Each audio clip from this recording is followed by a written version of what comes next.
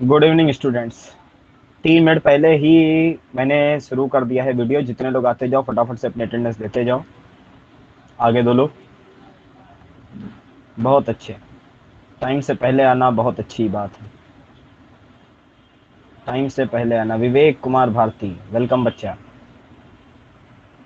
हाँ भाई, हम लोगों ने नीट का एक पेपर पूरा सॉल्व कर लिया था और आज हम लोग जेई मेन सॉल्व करने वाले हैं।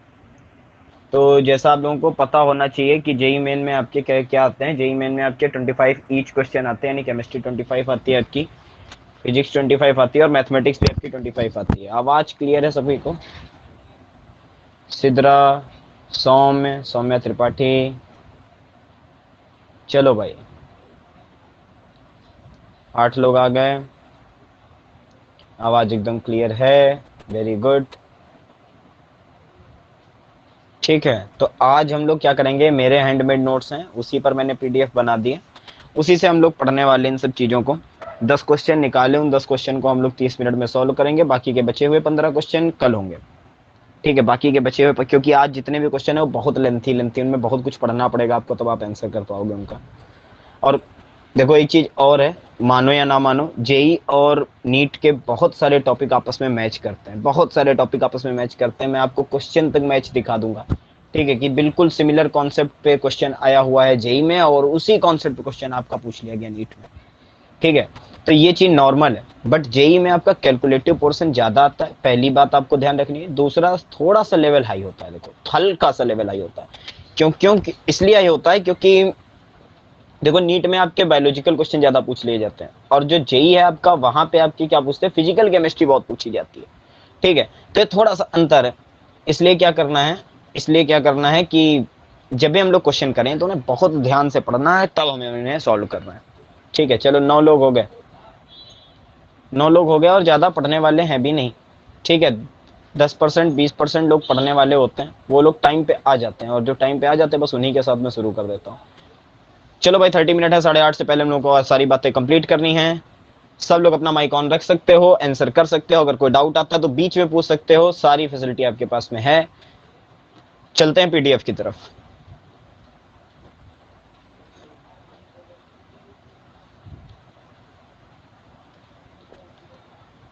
हाँ भाई, तो जो जेई का पेपर हुआ था इस बार, आपको पता है 2020 का जो पेपर हुआ, कई सारी शिफ्ट में हुआ है। ठीक है, कई सारी डेट्स पे, कई सारी शिफ्ट पे, उसके बाद नॉर्मलाइज्ड आपका स्कोर आया था।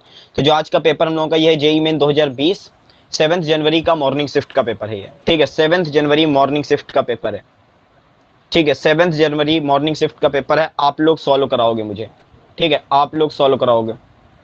चलो भाई, स्टार्ट करो। पहला क्वेश्चन क्या कह रहा है, पहला क्वेश्चन कह रहा है atomic radius of A G is closest to या क्लोज टू, यानी कि जो आपका एजी है चांदी, उसकी जो एटॉमिक रेडियस होगी वो किसके सबसे नजदीक होगी। ठीक है, वो किसके सबसे नजदीक होगी, ये बात आपको बतानी है। 4 ऑप्शन आपको दिए हुए हैं। पहला ऑप्शन आपका दिया हुआ है एयू, दूसरा है कॉपर, तीसरा है एचजी और लास्ट है आपका एनआई। ठीक है, ये दिए हुए हैं 4 ऑप्शन। तो चलो भाई, कोई आंसर कर सकता है क्या?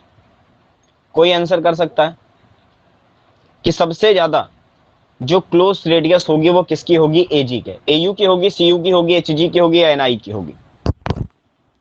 किसी के पास आंसर है? 100 में भैया बताना चाहोगे, एक ऑप्शन लेना चाहोगे, इसमें से चूज करना चाहोगे कौन सा सबसे सही होगा? Sir C you. सीयू जहां होगा। तक ठीक है, देखो एक सीयू। कॉन्सेप्ट छोटा सा बताता हूँ। छोटा सा एक कॉन्सेप्ट है, आप लोगों ने पढ़ा भी है इससे मुझसे। ठीक है, हाँ, और कोई कोई ऑप्शन लेना चाहेगा?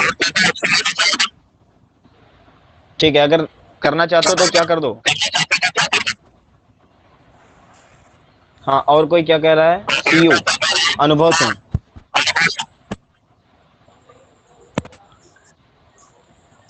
सीयू ही होगा। Yes sir. चलो, अब एक चीज बताता हूं, उसको समझो ध्यान से। हम लोगों ने क्या पढ़ा था, एक चीज कि जो हमारे पास में एजी है, ठीक है, एजी, उसी के जस्ट नीचे हमारा क्या पड़ता है, एयू पड़ता है। ठीक है, उसी के जस्ट नीचे हमारा एयू पड़ता है। तो जो एजी है वो किस सीरीज में आता है, वो आता है आपका 4D सीरीज में, जबकि एयू आता है आपका 5D सीरीज में। और इसके ऊपर आपकी कौन सी सीरीज होती है, 3D सीरीज होती है। तो हम लोग क्या पढ़ते थे, रेडियस का, रेडियस का जब हम लोग कॉन्सेप्ट पढ़ते थे तो रेडियस में क्या करते थे, सबसे पहले नंबर पे ध्यान करो इस बात को कि लेफ्ट टू राइट जब हम लोग रेडियस पढ़ते थे तो शुरुआती 5 एलिमेंट के लिए अगर हम D1 कॉन्फ़िगरेशन से शुरू करें और कहां तक जाएं, D10 कॉन्फ़िगरेशन तक जाएं, तो D1 से D4 तक हमारी रेडियस डिक्रीज होती थी। उसके बाद में 3 एलिमेंट के लिए वो हल्का सा कांस्टेंट रहती थी और लास्ट में हल्का सा बढ़ जाती थी। कॉन्सेप्ट आता था शील्डिंग का। कॉन्सेप्ट आता था कौन सा इफेक्ट? Shielding effect. क्योंकि ऑर्बिट चेंज नहीं हो रही है, इलेक्ट्रॉन बढ़ रहे हैं, तो शील्डिंग इफेक्ट की वजह से ऐसा वेरिएशन आता था।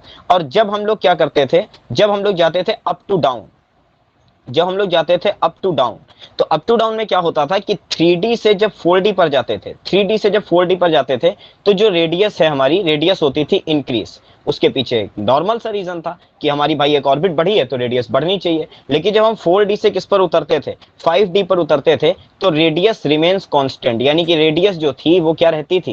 कांस्टेंट रहती थी। जिसके पीछे रीजन बताया जाता था लेंथेनाइड कंट्रक्शन का, जिसके पीछे रीजन बताया जाता था लेंथेनाइड कंट्रक्शन का। यानी 3D से 4D में, 3D से 4D में रेडियस बढ़ती है, लेकिन 4D से 5D में जाने पर रेडियस इंक्रीज नहीं होती, वो अप्रोक्सीमेटली सेम रहती है।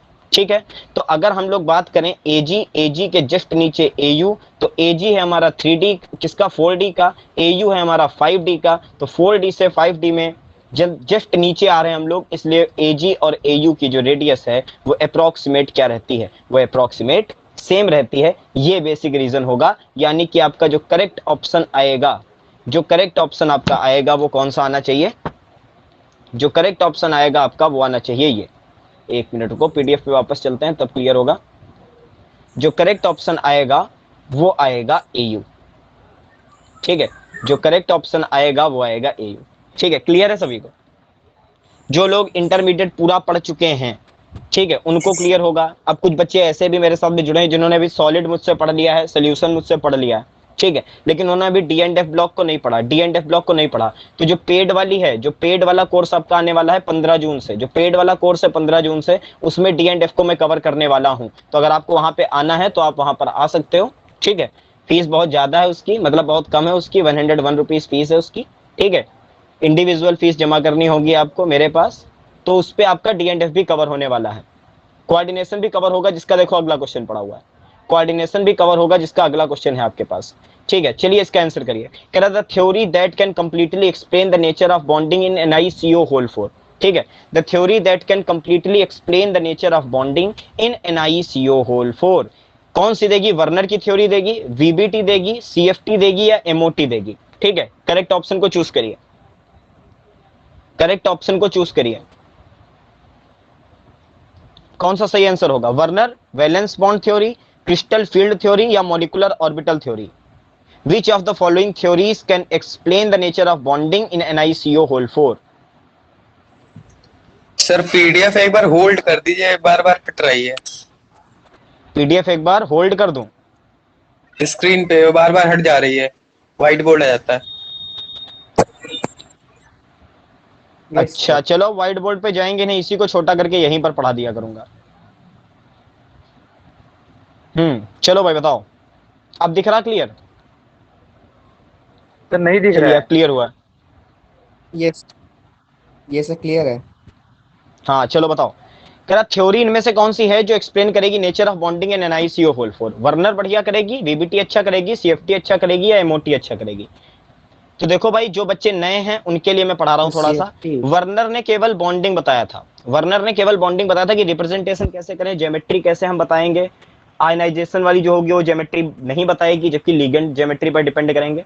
VBT केवल क्या बताती थी? VBT ये भी नहीं बताती थी कि लिगेंड आपका स्ट्रांग है या फिर लिगेंड आपका वीक है, ये भी नहीं बताती थी। वो केवल ये एक्सप्लेन करती थी कि इनर ऑर्बिटल का कॉम्प्लेक्स है या आउटर ऑर्बिटल का कॉम्प्लेक्स है। ठीक है, CFT का मेन काम क्या था? CFT का मेन काम था कलर स्पेक्ट्रा वगैरह को बताना। लेकिन CFT के पास भी एक कमी थी कि वो सारा का सारा बर्डन किस पर डालती थी? सारा का सारा बर्डन मेटल आयन पे डालती थी। ठीक है, कि उसकी कितनी है, उसके कितने इलेक्ट्रॉन है उसकी ऑर्बिट में, स्प्लिटिंग कैसा होगा, जहां पे हम लोग कॉन्सेप्ट पढ़ते थे इसमें किसका? CFSE का, क्रिस्टल फील्ड स्टेबलाइजेशन एनर्जी का। लेकिन जो MOT थी, मॉलिक्यूलर ऑर्बिटल थ्योरी, ये बेस्ट थ्योरी है। ठीक है, हालांकि 12th में भी आपने इसको पढ़ा नहीं, ये आपको BSc के कोर्स में पढ़ने को मिलती है, लेकिन CFT में भी लिमिटेशंस हैं। तो अगर बॉन्डिंग का नेचर आपको बताना है, क्वेश्चन ने क्या कहा है कि explain the nature of bonding, तो बॉन्डिंग का nature molecular orbital theory perfect रूप से कर पाएगी, क्योंकि ये मेटल आयन के साथ साथ किसको साथ लेकर चलेगी, लिगेंड को भी साथ लेकर चलती है। ठीक है, और अच्छी बात क्या है कि आप यहाँ पे क्या बना सकते हो, मॉलिक्यूलर ऑर्बिटल डायग्राम, यानी कि एमओडी बना सकते हो। और अगर आप मॉलिक्यूलर ऑर्बिटल डायग्राम बना लेते हो तो जो चीजें आप सीएफटी से एक्सप्लेन कर पा रहे थे वो चीजें आप एमओटी से भी एक्सप्लेन कर पाओगे। ठीक है, क्लियर हुआ? ठीक है, सारे क्वेश्चन गलत होने वाले हैं। देखो जेई के क्वेश्चन इतनी जल्दी नहीं होते, घुमाते हैं। ठीक है, जेई के क्वेश्चन इतनी अच्छे उससे नहीं होते। देखो अगला वाला रेडॉक्स रिएक्शन का क्वेश्चन है और कितने 5% लोगों से सही होगा ये। चलो बताओ हटाक से। कह रहा ऑक्सीडेशन नंबर ऑफ के, पोटेशियम के ऑक्सीडेशन स्टेट पूछी उसने। कह रहा K2O में, K2O2 में एंड KO2 में। ठीक है, तो कौन सी ऑक्सीडेशन स्टेट सही होगी? डी। अच्छा, दूसरे वाले में +4 हो जाएगी ऑक्सीडेशन स्टेट। सर सी सी सी। सी। पहले वाले में +2 है क्या? यस पहले वाले में +2 यस क्यों सर। है भाई? ऑक्सीजन -2 तो बैलेंस करने के लिए के हुआ +1। हाँ 2 होंगे ना सर तो। सर लेकिन KO2 में तो +1/2 ही आएगी, -1/2। किसमें? KO2 में KO2 में -1/2। अच्छा, तो उसके KO2 में हिसाब से तो 1/2 आएगी। चलो अभी बताता हूँ, देखो और लोग आंसर कर लें, जरा चेक कर लूं। सर व्हाइट बोर्ड पर आता है। यस व्हाइट सर, बोर्ड अब स्क्रीन भी आ नहीं रहा रुक है? रही है, स्क्रीन नहीं रुकती सेकंड। रुको, डिस्कनेक्ट करके वापस से कनेक्ट करता हूँ, और सब लोग तब देखते हैं। Yes sir.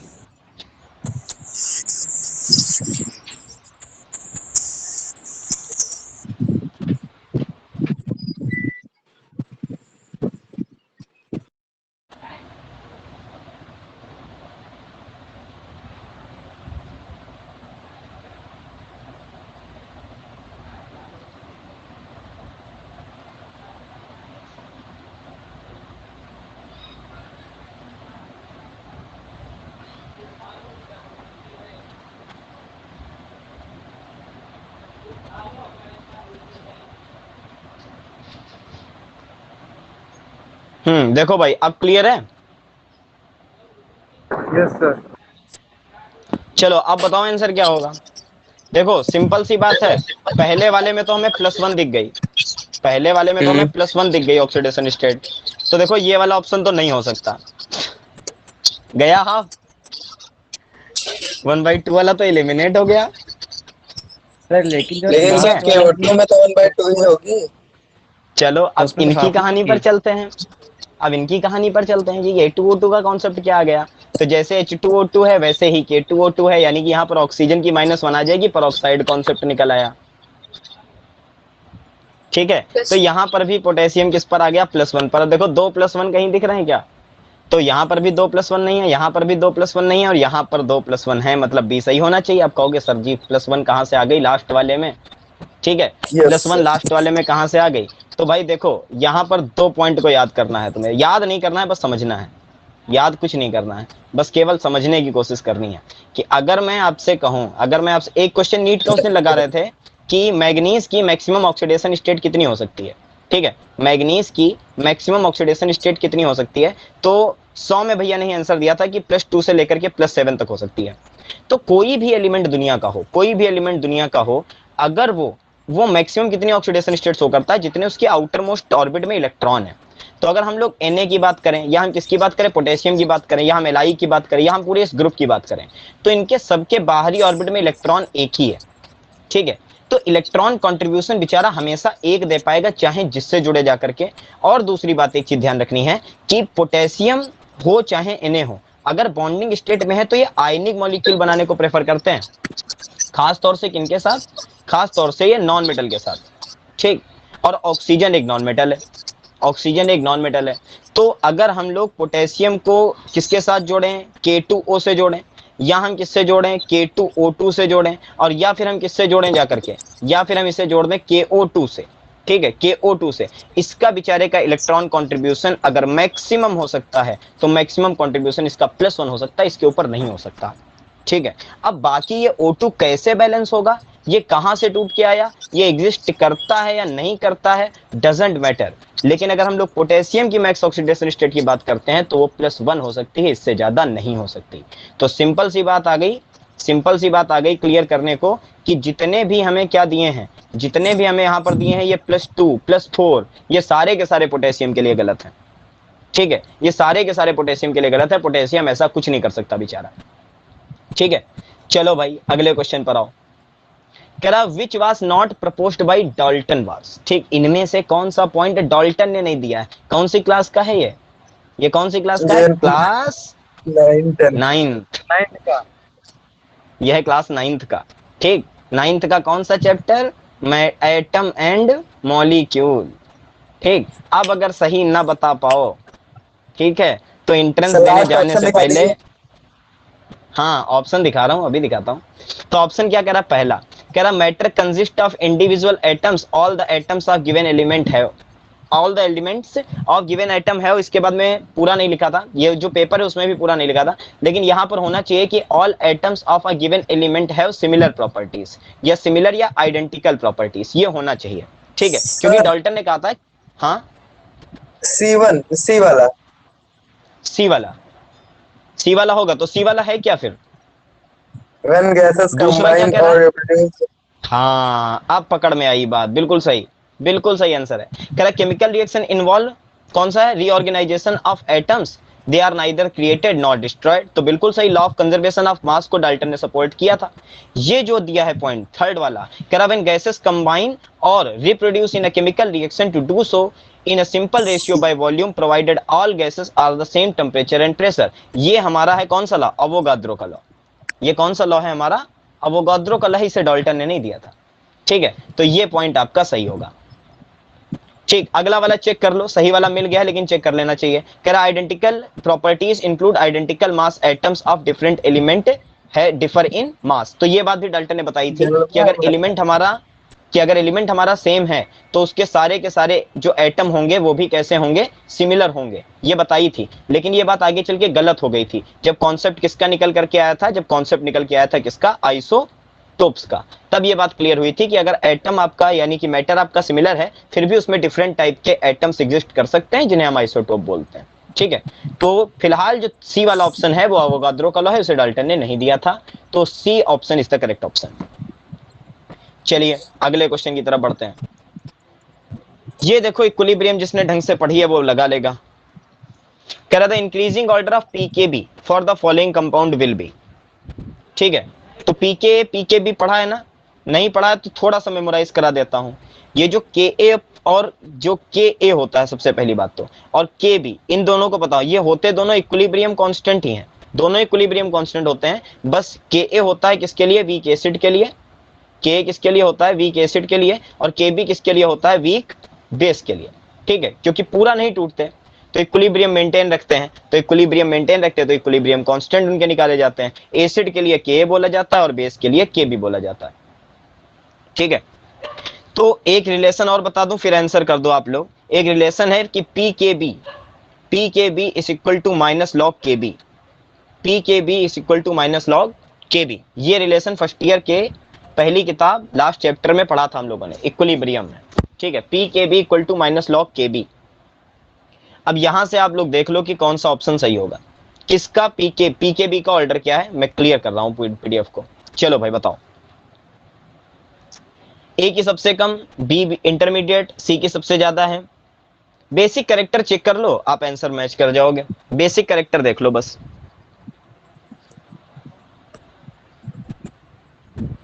सर चैट नहीं होना है क्या? कौन सर सा, third option, third third option, बिल्कुल चैट सही, बिल्कुल सही answer. B is less than a is less than c. ठीक है, सी। क्यों ऐसा हो गया, क्योंकि जितनी पी के बी की क्योंकि वैल्यू पूछी उसने, तो के बी जितना हाई होगा, ठीक है, ये बात ध्यान रखनी है कि के बी जितना इंक्रीज होगा पी के बी उतना कम होगा, के बी जितना इंक्रीज होगा पी के बी उतना कम होगा। क्यों, अभी रिलेशन तो देखा आपने कि के बी जो है, कौन सा, जो पी के बी है आपका, क्या है जो आपका पी के बी है, वह माइनस लॉग के बी के, माइनस लॉग के बी के। तो अगर इस -1 की पावर को ऊपर उठा लो तो ये चीज नीचे चली जाएगी 1 के अपॉन में, मतलब पी के बी और आपका के बी दोनों इनवर्सली प्रोपोर्शनल चलते हैं, दोनों आपके इस इनवर्सली प्रोपोर्शनल चलते हैं। ठीक है, चलो जो नए बच्चे उनके लिए थोड़ा सा एक्सप्लेन करने की कोशिश करता हूं और अच्छे से, कि पी के बी की वैल्यू जितनी कम होगी, सुनो ध्यान से, पी के बी की वैल्यू जितनी कम होगी वो उतना स्मॉलर या उतना वीक बेस होगा, वो उतना स्मॉलर या उतना ही वीक बेस होगा। तो यहां पर देखो भाई ध्यान से, यहां पर ध्यान से देखो, ये वाले नाइट्रोजन के पास में थोड़ा सा जूम कर लो इसको तो क्लियर दिखाई दे आप लोगों को, ये वाला, एक जस्ट सेकंड अभी क्लियर हो जाएगी पूरी पीडीएफ। हाँ, यहां पर भी लोन पेयर बाकी है हमारे पास में, इस वाले नाइट्रोजन के पास, इस वाले नाइट्रोजन के पास भी लोन पेयर है और इस वाले नाइट्रोजन के पास भी लोन पेयर है, और दोनों नाइट्रोजन किसके साथ, देखो इसके साथ रेजोनेंस में है, क्योंकि lone pair then single bond and then double bond, तो डबल प्लस आर इफेक्ट मिल रहा है इसे, डबल प्लस आर इफेक्ट मिल रहा है इसे। ठीक है, उसके बाद में अगर हम लोग बात करें इसकी, तो यहां पर भी देखो, यहां पर भी रेजोनेंस की कंडीशन है, यहां पर भी रेजोनेंस की कंडीशन है।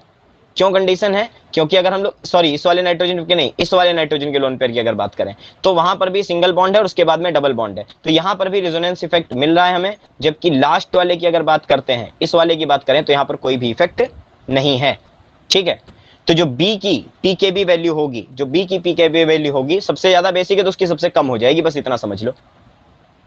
ठीक है, बी की सबसे कम हो जाएगी, तो ये वाला ऑप्शन सही होगा। इसके बाद देखो ए का नंबर आया और सबसे लास्ट में किसका आया, सी का आया, सिंपल सा हो गया। ठीक है, अब अगर कॉन्सेप्ट आपको पढ़ना है कि ये पीके बी पीके ए और इनको कैसे सॉल्व करें, इनके न्यूमेरिकल्स को कैसे लगाएं, तो आज वाली वीडियो, क्योंकि यूट्यूब पे भी जानी आपको बता चुका हूं मैं, ठीक है, इसलिए आंसर आपके सारे सही आने चाहिए थे। तो आप लोग इक्विलिब्रियम को भी, मैं इस वाली कोर्स में जो आपका पेड कोर्स है उसमें इक्विलिब्रियम भी कवर होगी, इक्विलिब्रियम कवर होगी, मेरे बनाए हुए नोट्स मिलेंगे, तो उस पर आप लोग आ सकते हो, जो भी आना चाहें, कोई जबरदस्ती नहीं है। ठीक है, चलिए अगला क्वेश्चन, क्वेश्चन नंबर 6, बहुत बड़ा क्वेश्चन है, पहले तो पढ़ो ढंग से इसे, आराम आराम से पढ़ते हैं। कह रहा at 35 degree centigrade the vapour pressure of CH2 is 512 mm of Hg and that of acetone is 344 mm of Hg. Their solution has a total vapor of 600 mm of Hg. Then the false statement is. तो statement को पढ़ने के पहले हम लोग ये समझ रहा है, क्वेश्चन कह रहा है कि CH2 का इंडिविजुअल VP देखा, यानी कि वेपर प्रेशर देखा तो 512 था। ठीक है, एसीटोन का देखा तो 344 था। जब हमने CH2 और एसीटोन को,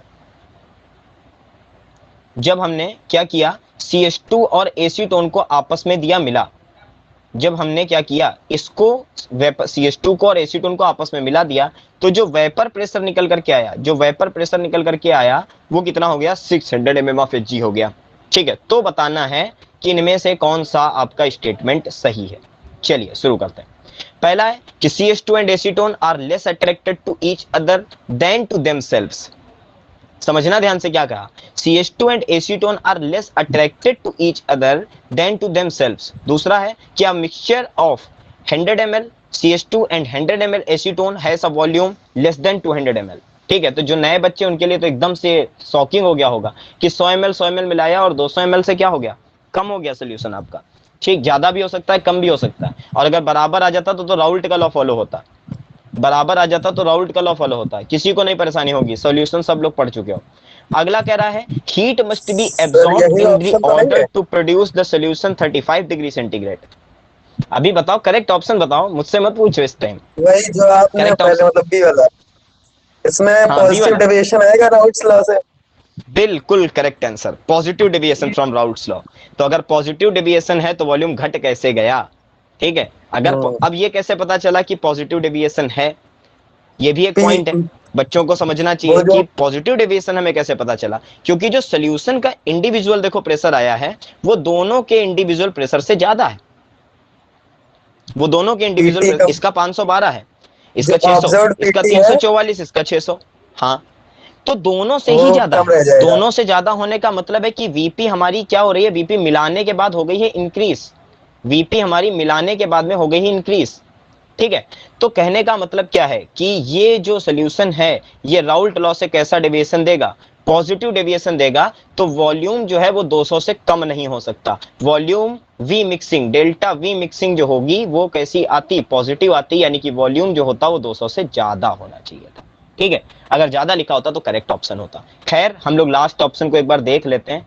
कह रहा है Raoult law is not obeyed by this system, तो ये तो बिल्कुल करेक्ट ऑप्शन है कि राउल्ट लॉ ओबे नहीं हो रहा। ठीक है, चलिए तो यहाँ के पे करेक्ट ऑप्शन आपका क्या निकल कर के आया, यहाँ पे करेक्ट ऑप्शन निकल के आया कि अगर हम 100 ml दोनों का मिलाते हैं तो उनका जो वॉल्यूम होगा वो 200 ml से कम होगा। ये स्टेटमेंट जो है ये फॉल्स है या इनकरेक्ट है। चलिए बहुत अच्छा प्रयास, सभी का बहुत अच्छा प्रयास। चलो भाई अगले क्वेश्चन की तरफ। ये तो मुझे बताना पड़ेगा क्योंकि यहाँ पे सॉल्युबिलिटी का थोड़ा सा कॉन्सेप्ट है और क्वेश्चन को मैंने समराइज भी किया है, पहले पढ़ लीजिए। क्वेश्चन कह रहा है कि सोल्यूशन ऑफ एम क्लोरोएनिलीन, मेटाक्लोरोएनिलीन है इसका मतलब। अगला है metachlorophenol and metachlorobenzoic acid in ethyl acetate was extracted initially with a solution of NaHCO3 to give fraction A, then extracted with dilute NaOH to give fraction B, and the final layer was labeled as fraction C. तो ABC क्या होंगे? तो कहने का मतलब क्या है question का, पहले कहने का मतलब समझते हैं। सर क्वेश्चन नहीं कहने है का मतलब ये है, क्वेश्चन नहीं है स्क्रीन पर। कब आया? एक मिनट, हाँ थोड़ा सा नेटवर्क जब होता है आ गया ना। Yes sir. चलो देखो अब पढ़ो इसे।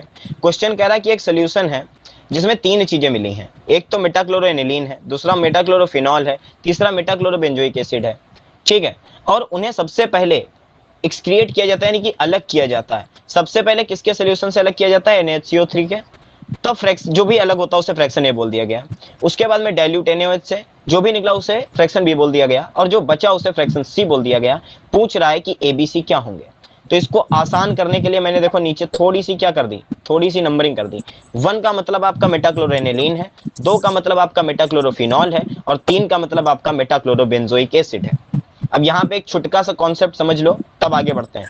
ये जो मेटाक्लोरोबेंजोइक एसिड है ये डिसॉल्व हो जाता है किसमें? NaHCO3 में, सोडियम के बाइकार्बोनेट में। ये NaHCO3 में डिसॉल्व हो जाता है। दूसरी बात, जो आपका मेटाक्लोरोफिनॉल है, जो मेटाक्लोरोफिनॉल है, इस फिनॉल का मतलब ये OH ग्रुप आपको नजर आ रहा होगा, तो ये डिसॉल्व हो जाता है किसमें? NaOH में। और जो बचेगा वो क्या हो जाएगा? जो बचेगा वो तो अलग रह ही जाएगा, यानी कि वो हो जाएगा आपका मेटाक्लोरोएनिलीन। तो आपको करेक्ट ऑप्शन यहाँ पे मैच करने में ज्यादा परेशानी अब नहीं होगी। क्यों? क्योंकि करेक्ट ऑप्शन आपको दिखाना है कि 3-1-2 होगा, 3-2-1 होगा, 2-3-1 होगा, या 1-3-2 होगा। ठीक है, तो जरा ऊपर दिख रहा है क्वेश्चन, ऑप्शन दिख रहे हैं ना सभी को? ऑप्शन दिख रहे हैं सभी को? Yes sir. हाँ तो बता दो भाई ऑप्शन क्या होगा?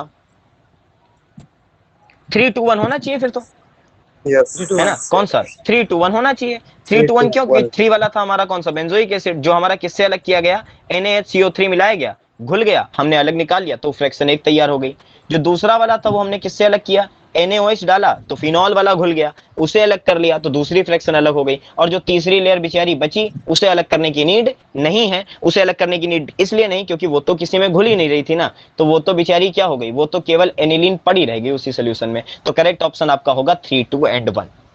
ठीक है, क्वेश्चन नंबर 8 को लगाने के पहले इपॉक्साइड रिंग कॉन्सेप्ट आपको एक बार नीट के पेपर में सॉल्व कराया है, उसी पर यह क्वेश्चन है। बहुत प्यारा क्वेश्चन, ऑर्गेनिक का बहुत अच्छा क्वेश्चन।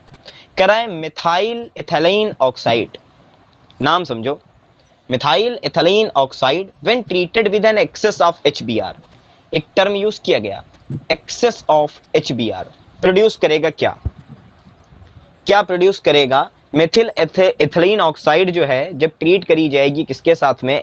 एक्सेस ऑफ HBr के साथ। इसका मतलब समझ लो कि जब तक रिएक्शन हो रही है तब तक आप रिएक्शन को प्रोसीड करेंगे। ठीक है, जब तक आप किस पर नहीं पहुंच जाते, जब तक आप फाइनल प्रोडक्ट पे नहीं पहुंच जाते तब तक आप क्या करते रहोगे? तब तक आप बनाते रहोगे HBr के साथ में रिएक्शन। तो चलो भाई कोशिश करो, देखो इनमें से कौन सा प्रोडक्ट आ सकता है। मैं आपको क्या दे देता हूं, मैं आपको इसका फॉर्मूला दे देता हूं, क्या होगा? मैं आपको इसका फॉर्मूला दे देता हूं। तो फॉर्मूला ये होगा, देखो CH3 के साथ में आपका क्या आएगा? CH2 एथाइल के साथ में ऑक्साइड है ना, और उसके साथ में ऑक्साइड, ये है इपॉक्साइड रिंग। अब यहाँ पे आपको ट्रीट करना है इसे किसके साथ? HBr के साथ। यहाँ पे ट्रीट करना है आपको किसके साथ, HBr के साथ। ये हो गई आपकी मेथाइल एथिलीन ऑक्साइड, ठीक है, मेथाइल एथिलीन ऑक्साइड। अब आप इसे HBr के साथ ट्रीट करो और बताओ कि करेक्ट ऑप्शन आपका क्या होगा। क्लियर कर रहा हूँ, ऑप्शन देख लो। देखो हल्के में समझाऊं अब इस क्वेश्चन को। सर सर सर ठीक है, फर्स्ट फर्स्ट वाला बिल्कुल सही आंसर है, करेक्ट है, एच एकदम परफेक्ट। एच प्लस ओ पे जाएगा। हाँ, H प्लस O पे जाएगा, प्रोटोनेशन होगा पहले, प्रोटोनेशन के बाद में हाँ क्या हो जाएगा, Br अटैक करेगा, ठीक है, Br अटैक करेगा, मोर हिंडर्ड साइड से अटैक करेगा, ठीक है। तो Br अटैक करेगा तो दो जगह पे Br आएगा। अब देखो जो बच्चे इसको क्या करना चाहें, बिना ज्यादा दिमाग लगाए सॉल्व करना चाहें, वो ये समझें कि डबल बॉन्ड वाला आंसर कहां से हो जाएगा भाई, ठीक है, डबल बॉन्ड वाले आंसर कहां से आ जाएंगे। मेथिल एथिलीन ऑक्साइड आपके में कहीं अनसेचुरेटेड था क्या, एक्सेस ऑफ HBr से ट्रीट करने वाले हो आप, तो डबल बॉन्ड वाले ऑप्शन तो बी और सी तो एलिमिनेट हो गए, खत्म। अब या तो ये है या फिर ये है। अब इसमें सिंगल कार्बन पे दो Br है, ठीक है, सिंगल कार्बन पे दो Br का मतलब समझे, कौन से हेलो एल्केन याद करो, लिख दिया स्क्रीन पे, कौन से हेलो एल्केन, जेम। जेम। और जेम हेलो एल्केन बनना सबसे कठिन काम है, ठीक है, जेम हेलो एल्केन बनाना सबसे कठिन काम की कैटेगरी में आता है। तो बचा कौन बेचारा, बचा कौन, ए। तो अगर आपके पास टाइम ना हो मैकेनिज्म बनाने का, तो इस प्रॉपर वे में आप क्या कर सकते हो, अपने ऑप्शन को चूज कर सकते हो कि यही करेक्ट ऑप्शन होगा। डबल बॉन्ड वाले पहले एलिमिनेट कर दिए, उसके बाद में जेम हेलो एल्केन तो बनाना कठिन होता है, चाहे जितनी एक्सेस से ट्रीट करें जाकर के, इपॉक्साइड पे जब जाएंगे तो एक ही कार्बन पे दो Br कहां से लगा देंगे हम। तो बचा हुआ ऑप्शन आपका सही है। खैर मैकेनिज्म समझना आवश्यक होता है, तो मैकेनिज्म को हम लोग समझते हैं। इस PDF को थोड़ा सा क्या कर देता हूं, छोटा कर देता हूं, और आप समझिए मैकेनिज्म क्या होगी। शुरू करें, बन गया व्हाइट बोर्ड। चलो, तो हमारे पास में क्या थी, ये थी CH3। अच्छा यहाँ पर थोड़ा सा क्या कर लो, कलर ब्लैक करो। CH3 था हमारे पास में, उसके बाद में क्या था हमारा, CH2 था, उसके बाद में हमारा CH2 था, देन हमारी एपॉक्साइड रिंग थी। अब ये ट्रीट होने वाली थी किसके साथ, HBr के साथ। ये किसके साथ ट्रीट होने वाली थी, HBr के साथ। तो जब HBr से ट्रीट होगी तो इसका लोन पेयर है, ये हाइड्रोजन है, दोनों टूटेंगे एक्वा सोल्यूशन में, एक्वा सोल्यूशन में जिसमें भी टूटे पोलर में, तो ये इस पर अटैक करेगा आकर के लोन पेयर, और इपॉक्साइड बनेगी, ठीक है। इपॉक्साइड पर क्या होगा, प्रोटोनेशन हो जाएगा, तो बनेगा क्या आपका CH3, देन आपका CH2, देन आपका CH2, उसके बाद O, और उसके बाद में H। अब देखो ऑक्सीजन ने तो ज्यादा बॉन्ड बना लिया, तो ऑब्वियस सी बात है कि ऑक्सीजन पे एक चार्ज क्रिएट हो जाना चाहिए। वो चार्ज कैसा हो जाएगा, वो चार्ज हो जाएगा आपका पॉजिटिव, ठीक है, वो चार्ज आपका हो जाएगा पॉजिटिव। अब आपका क्या होगा, अब ये क्रिएट करेगा किससे, Br माइनस से, और एक और HBr उठा लो अपनी जरूरत को पूरा करने के लिए, क्योंकि Br इन एक्सेस लिखा हुआ था हमारे पास में, ठीक है, Br इन एक्सेस लिखा हुआ था। तो क्या होगा भाई, इस रिंग को ऐसे भी बना सकते थे, एक तो ये ऊपर का जरूर आ जाएगा जब भी कुछ टच करूंगा। तो जो फाइनल प्रोडक्ट आएगा वो क्या आएगा आपका, ध्यान से देखिएगा कैसे आएगा, CH3, उसके बाद में CH, उसके बाद में CH2 था, तो एक Br आपका अटैच हो जाएगा यहाँ पर, और एक Br आपका अटैच हो जाएगा कहाँ पर, एक Br आपका अटैच हो जाएगा यहाँ पर। हालांकि इस वाले Br को सिंगल बॉन्ड से कहीं पे भी बना सकते हो, तो यही आपका फाइनल प्रोडक्ट आना चाहिए था। क्लियर।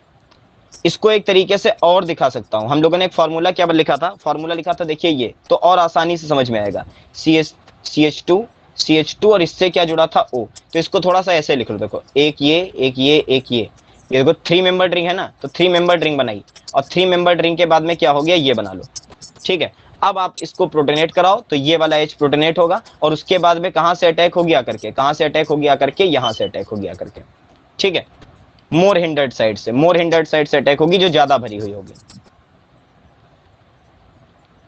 चलो भाई, अंतिम क्वेश्चन ऑप्शन नहीं है, जो बता देगा उसे आयुपैक आता है। क्वेश्चन कह रहा है कि the IUPAC name of this following complex. Sir पीट, एक क्वेश्चन हाँ, रह गया बीच में। अच्छा एक क्वेश्चन रह गया, क्वेश्चन नंबर 9। चलो भाई, नीट वाला जिसने सॉल्व किया वो ये 1 मिनट में बता देगा। कह रहा था electron gain enthalpy in kilojoule per mole of fluorine Cl Br and डाई रिस्पेक्टिवली, कौन सा ऑप्शन सही है। तो याद होने की जरूरत नहीं है आपको, ऑर्डर याद होना चाहिए कि किसकी ज्यादा होती है किसकी कम होती है, सर सी। ऑर्डर याद होना चाहिए। सी सी। वाला सही होगा, बिल्कुल यस सही। सर, उसमें यस सर। एक्सेप्शन पूछा गया है, सी वाला ऑप्शन आपका सही होगा। -333 के बाद में -349, देन -325, देन -296। ऐसा क्यों, क्योंकि हमें लगता जरूर है कि इलेक्ट्रॉन गेन एंथैल्पी के लिए क्या होना चाहिए, FCl, क्या होना चाहिए, FCl Br और I, ये ऑर्डर होना चाहिए, जबकि ये ऑर्डर होता नहीं है। ऑर्डर क्या होता है, Cl के बाद F, उसके बाद में Br और उसके बाद में I। ये करेक्ट ऑर्डर होता है, ये करेक्ट ऑर्डर होता है। ठीक है, तो सी वाला ऑप्शन आपका करेक्ट होगा। इलेक्ट्रॉन गेन एंथैल्पी होती क्या है, इसके बारे में पता होना चाहिए थोड़ा सा, कि किसी भी गैसियस स्टेट में जब इलेक्ट्रॉन हम लोग क्या करते हैं, इलेक्ट्रॉन को एक्सेप्ट करती है कोई गैस, कोई एटम गैसियस स्टेट में जब इलेक्ट्रॉन को एक्सेप्ट करता है तो जो एनर्जी रिलीज होती है that is electron gain enthalpy. चलो भाई, अंतिम क्वेश्चन बोर्ड में भी पूछे जाते थे और यहां भी पूछे जाते हैं कि इस पर्टिकुलर कॉम्प्लेक्स का नाम क्या होगा। और जेई में ऐसे क्वेश्चन भी आते हैं जिनमें ऑप्शन नहीं होते हैं, खास तौर से न्यूमेरिकल प्रॉब्लम। अगले कल वाले वीडियो में आपको देखने को मिलेंगे वो। तो इसका नाम क्या होगा बताओ। सबसे पहले कॉम्प्लेक्स की ऑक्सीडेशन स्टेट निकालनी पड़ती है, यानी मेटल की ऑक्सीडेशन स्टेट। तो कोई एक बच्चा बता दे, रेडॉक्स तो सभी को पढ़ाया है ना, अल्फिया है, प्लेटिनम किस ऑक्सीडेशन स्टेट में है, +2 ऑक्सीडेशन स्टेट, बिल्कुल +2 ऑक्सीडेशन स्टेट पे है। उसके बाद में नाम हमें अल्फाबेट के लिए लिख देने होते हैं। तो देखो NH3 है तो हो गया डाई एमाइनो, क्या हो गया नाम, डाई एमाइनो। उसके बाद में आया क्लोरिडो, हाँ उसके बाद में आया क्लोरिडो, क्लोरिडो के बाद में आया, नहीं उसके बाद में एक और लिगेंड लगा हुआ है मेथिलेमीन, उसके बाद में आया मेथिलेमाइन, उसके बाद में प्लेटिनम, और उसके बाद में रोमन न्यूमेरल्स में 2, और बाहर का Cl जो है काउंटर आयन उसे क्लोराइड लिख दो। ठीक है, तो ये करेक्ट नाम होगा कि डाई एमाइनो, 2 एमाइनो है, उसके बाद में हमारा क्लोरिडो है, उसके बाद में हमारा मेथाइलेमीन है, प्लेटिनम है हमारा सेंट्रल मेटल एटम जिसकी ऑक्सीडेशन स्टेट रोमन न्यूमेरल में, काउंटर आयन का नाम नॉर्मली। ठीक है, तो ये करेक्ट नाम होगा, क्या होगा एक बार फिर से बोल रहा हूं, प्लेटिनम की ऑक्सीडेशन स्टेट पहले निकालो +2, तो नाम आएगा di amino chlorido methyl amine platinum second chloride. Clear है ना? Yes sir. चलो बहुत बढ़िया, ये 10 क्वेश्चन थे आज के।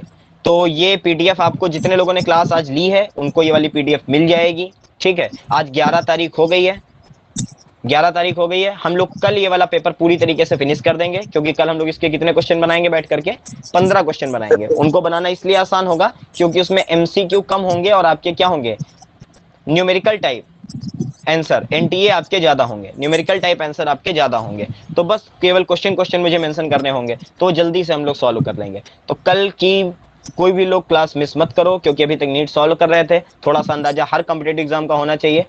जेई के बाद में मैं एलयू का पेपर कराऊंगा, जेई के बाद में मैं एलयू का पेपर डाउनलोड करूंगा और एलयू का पेपर कराऊंगा, आपको दिखाऊंगा कि एलयू के पेपर में किस तरीके से क्वेश्चन पूछे जाते हैं। ठीक है, तो हर जगह के पेपर मिलने वाले हैं आपको, ऐसा नहीं है केवल फ्री वाले में मिलेंगे, पेड वाले में सैटरडे संडे को अगर टाइम मिलेगा या एक्स्ट्रा क्लास लेने का मन हुआ तो एक्स्ट्रा क्लास में मैं आपको पेपर कराऊंगा। तो कल आपका जेई पूरा कंप्लीट होगा और परसों यानी कि संडे वाले दिन, संडे वनडे छुट्टी कुछ नहीं इस वाले में, ये तो बस शौक के लिए है ना, तो इसमें पढ़ते रहो रोज शाम को आधा घंटा। तो संडे को आपको मैं कराऊंगा कौन सा पेपर, एलयू का पेपर कराऊंगा। ठीक है, एलयू के पेपर को देखो कैसा आता है। चलिए फिलहाल आज के लिए गुड नाइट, ये वाली पीडीएफ आपको भेज दी जाएगी। हाँ सौम्य, जेई के बाकी मतलब जो शिफ्ट है उनमें भी ऐसे यही क्वेश्चंस होंगे क्या? नहीं अलग क्वेश्चन होंगे, सारे अलग क्वेश्चन, और सारी मॉर्निंग शिफ्ट में अलग, इवनिंग शिफ्ट में अलग, उसके बाद में डेट पे अलग, और उसके बाद में जब सारे लोग पेपर दे आते हैं तब उसका नॉर्मलाइज्ड स्कोर आता है। यानी कि सारे पेपर में जो कठिन है उनके थोड़े नंबर बढ़ाए जाते हैं, जो पेपर हल्का आया था उनके थोड़े से घटाए जाते हैं। उसी पे आपका जो परसेंटाइल कॉन्सेप्ट है वो बना हुआ है कि 4 शिफ्ट हो गए और 4 शिफ्ट के पेपर में मेरिट हमने सिमिलर निकाल दी। ठीक है, तो ये चीजें हुआ करती। एक दिन में इतने बच्चों का पेपर कराना पॉसिबल ही नहीं अपने देश में। सर हाँ तनिक बताइए परसेंटाइल कैसे होता है? परसेंटाइल का मैं तुम्हें व्हाट्सएप पे भेज दूंगा, मेरे पास में रखा है पूरा का पूरा बना हुआ। हालांकि हर सारे सबका अपना अपना क्राइटेरिया अलग होता है कि कितने परसेंट के बाद में, कितने नंबर के बाद में वो कितने मार्क्स दे रहे हैं, सबका अलग अलग क्राइटेरिया होता है, लेकिन आईआईटी का मेरे पास में रखा हुआ है। चलिए फिलहाल आज की, हाँ कुछ नहीं, व्हाट्सएप पे। हाँ चलो ओके, फिलहाल सभी को गुड नाइट, मिलते हैं कल शाम को 8:30 बजे, नहीं 8 बजे। कितने लोग थे, 10 लोग थे, वेरी गुड। चलो भाई देखें कितने लोगों ने पढ़ा। 13 लोग थे सर, लीव कर दिया किस लोगों ने। सर 15 चलो पहुंच वेरी गए थे, 13 हो। चलो भाई कल 8 बजे मिलते हैं जेई के आगे के क्वेश्चन के साथ में, तब तक के लिए thank you so yes much, sir. Good night. Thank you sir. Sir